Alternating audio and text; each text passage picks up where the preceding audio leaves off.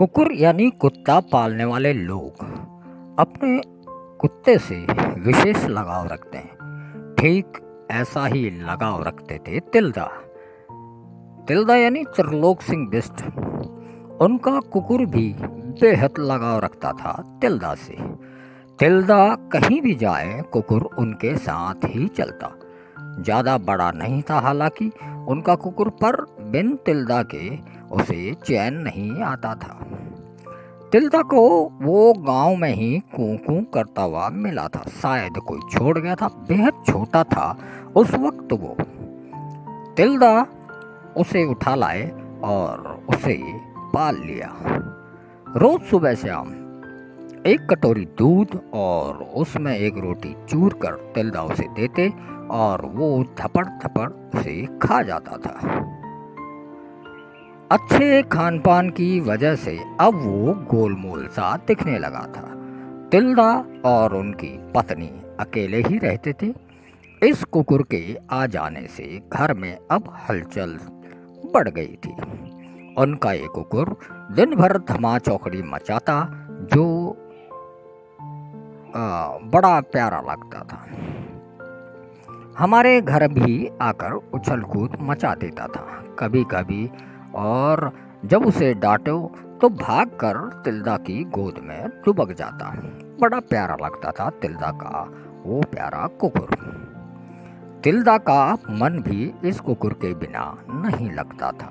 कहीं भी जाए कुकुर साथ ही जाता था। तिल्दा अक्सर नदी के किनारे वाले खेतों में जाते, जो कि गांव से लगभग 7 किलोमीटर की दूरी पर थे। वहीं हमारे खेत भी थे और छान भी बने हुए थे। हम लोग जब भी जाते कुछ दिन वहीं रुककर आते। ऐसा ही तिल्दा भी करते। तिल्दा जब भी गाड़ जाते उनके साथ कुकुर भी गाड़ ही रुकता। तिल्दा खेतों में काम करते और उनका कुकुर दिन भर तिल्दा के साथ ही रहता। काम करने के बाद तिल्दा गाड़ में नहाते और कुकुर को भी नहलाते। हालांकि उनके कुकुर को नहाना पसंद नहीं था, इसलिए वो इधर उधर भागता रहता। पर जब तिल्दा उसे डांटते तो मन मार कर वो तिल्दा के पास आ जाता। पर नहाने के तुरंत बाद मिट्टी में लोटपोल खेल लेता, मानो तिल्दा से नहलाने का बदला ले रहा हो। तिल्दा उसे लोटपोट खेलता देख गलियाते और कहते, तू एक कुकर को बाग ले जाल, मेरा साबुन खराब कर दे, घर हिट आज भूख मारून तो। दोनों में इस तरह की तकरार रोज चलती।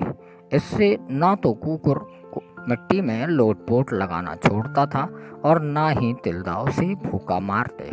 तिल्दा तो उसके बिना खाना तक नहीं खाते थे। पहले कुकुर को डालते और फिर अपनी थाली में डालते। दोनों के बीच अनोखा लगाव था। गार्ड रहने के दौरान तिल्दा का कुकुर ज्यादा ही खुश रहता था।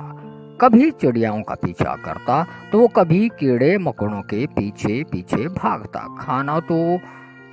खाने को कभी दूध तो कभी माछ मिल जाती थी। एक दिन की बात है, रात के 7-8 बजे का समय होगा। हम सब लोग खा पी कर आंगन में बैठे बात कर रहे थे। तिल्दा का कुकुर भी आंगन में इधर उधर टहल रहा था। तभी एक कीड़ा भू भू करता हुआ वहां आकर मंडराने लगा। उसे मंडराते हुए देख तिल्दा का कुकुर भी उनका पीछा करता हुआ इधर भाग रहा था। काफी अंधेरा था। कुकुर कीड़े की आवाज का पीछा कर इधर उधर भाग रहा था। तभी अचानक क्या की आवाज आई और कुकुर गायब हो गया। तिल्दा चिल्लाए, भाग लिको कुकुर के, भाग लिको कुकुर के, छूल जगह बेर लाओ जल्दी। हम सब अंदर की तरफ भाग कर छूल जला लाए।